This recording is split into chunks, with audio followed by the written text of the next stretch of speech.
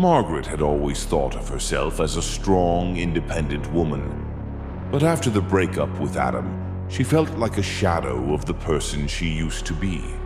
The relationship had worn her down. Years of emotional manipulation and gaslighting had left her questioning her own sanity. When she finally left him, the relief was overwhelming, but so was the loneliness. She was left with nothing but memories of a toxic love that had faded into bitterness and regret. Her escape came in the form of an inheritance, an old Victorian manor tucked away in the English countryside. The house had been left to her by an aunt she barely remembered.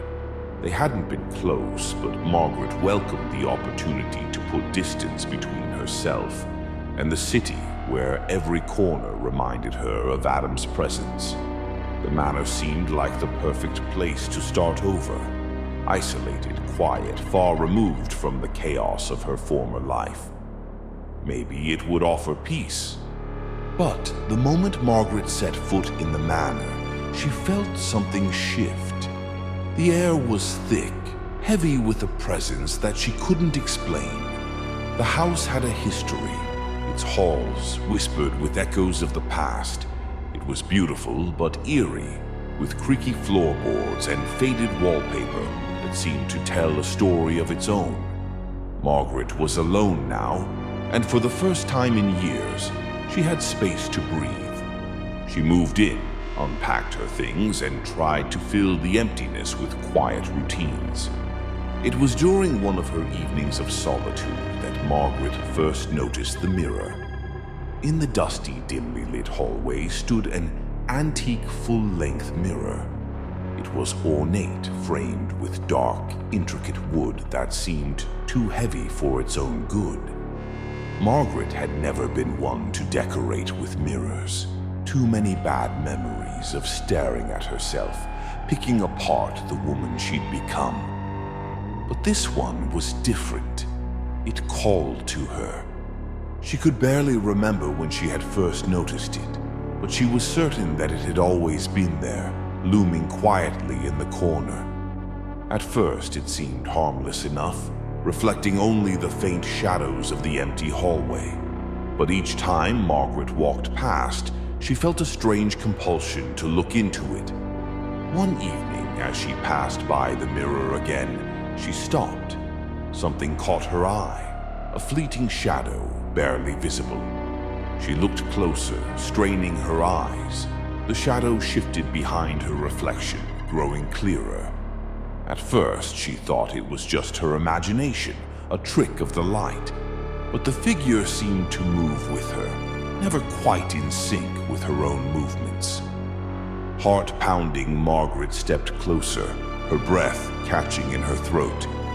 It was a man, his face obscured by shadows, his features barely distinguishable.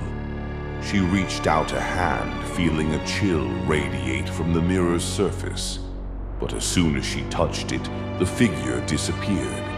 Confused but shaken, Margaret chalked it up to fatigue. She hadn't been sleeping well since the breakup, and the stress of starting over in a strange old house was wearing on her. She tried to forget about the mirror, but it wouldn't let her. Every time she walked past, the figure seemed to appear again. Just a flicker at first, then clearer with each reflection. His presence became undeniable, the shadow lurking just behind her, always a few steps behind, always watching. Days passed, and the figure began to grow more distinct. His face, pale and gaunt with hollow eyes, came into focus, his features growing sharper with each reflection. Margaret's obsession with the mirror deepened. She couldn't look away. The more she stared, the clearer he became, and the more she felt the sensation of being watched, of something reaching out to her. One evening, when the air was thick with the tension of an approaching storm, Margaret finally heard a voice. It came from the mirror, soft at first, like a whisper carried on the wind. "Help me." Her heart skipped a beat. She backed away, her pulse racing. "Who are you?" she whispered, her voice shaking. The voice, weak and desperate, echoed again, this time clearer. "Help me.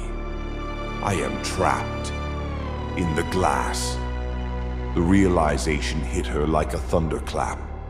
The figure was not just a trick of the light, it was something more. Something that had been trapped in the mirror for years, a soul, a man who had died violently in this very house. Margaret's mind raced as she pieced together the history of the manor. A string of tragedies, strange deaths, and unexplained disappearances had plagued it for generations. But one story stood out. The murder of Elias Blackwell, a man whose body had never been found. Though his soul remained trapped in the manor, his spirit lingering in the mirrors. As Margaret dug deeper into the manor's history, she uncovered a chilling truth. Elias was a gambler who had come to the manor many years ago, lured by the promise of wealth. One fateful night, he won a large sum of money from a high-stakes card game played with some of the home's influential residents. Enraged by his victory and the public embarrassment, one of the men at the table killed Elias in a fit of jealousy and greed. The murder was hushed up and the body was quickly hidden. But something in the manor changed. A cursed mirror, an antique piece that had been in the family for generations and hung close to where Elias was killed and became the place where his vengeful spirit was trapped. The more Margaret uncovered, the more the figure in the mirror seemed to react. It grew stronger, its form becoming more defined, more menacing. His eyes burned with anger, and Margaret could feel his rage boiling over. He wasn't just asking for help, he was demanding it. As the days passed, the mirror began to take on a life of its own. Margaret found herself drawn to it, unable to look away. She couldn't escape the feeling that something was pulling her in, something dark and malevolent. The whispers turned into commands. "Come closer," the voice beckoned. "Join me." She was no longer sure whether she was trying to help Elias or whether she was simply afraid of what would happen if she didn't. The boundary between her reality and the reflection blurred. The house felt colder, the shadows darker.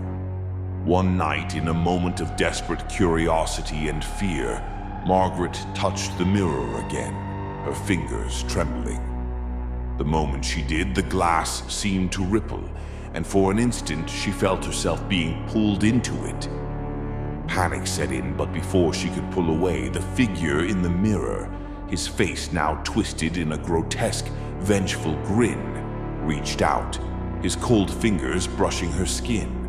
The world around her shifted, the room spinning, and Margaret found herself standing within the mirror, her body pressed against the cold glass. She saw herself, her own frightened face, on the other side, trapped in the reflection. Before she knew it, she was no longer in control of her movements. Elias's spirit had found a way to break free of the glass by taking over her body. In a twisted reversal of fate, Elias's spirit was now free to walk the earth again, while Margaret found herself trapped in the reflection, a mere prisoner in the antique mirror. Her face, contorted with terror, stared back at herself from within the glass, as Elias, in her body, smiled darkly and stepped out into the night, free to roam.